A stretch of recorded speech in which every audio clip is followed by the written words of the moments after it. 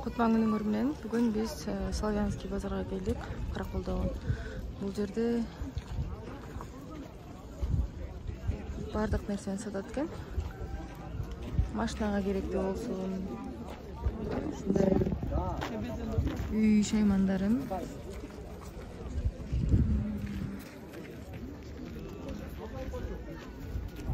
Гүлдөр болсун. Кийимдер, бут кийимдер.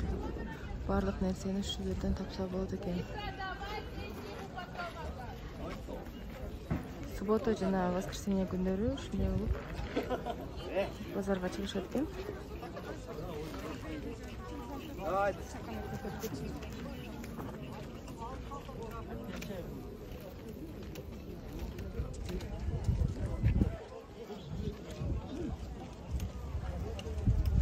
Бул жагына келсек, уже үй жаныбарлары экен.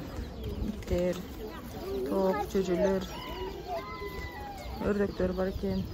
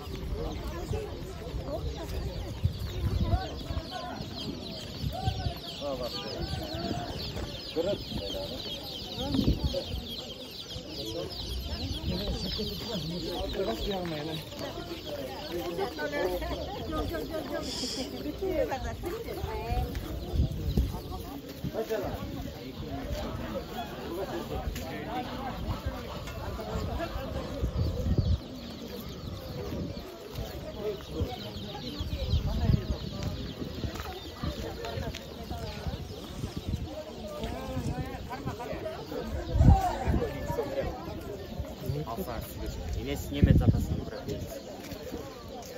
2 айлык.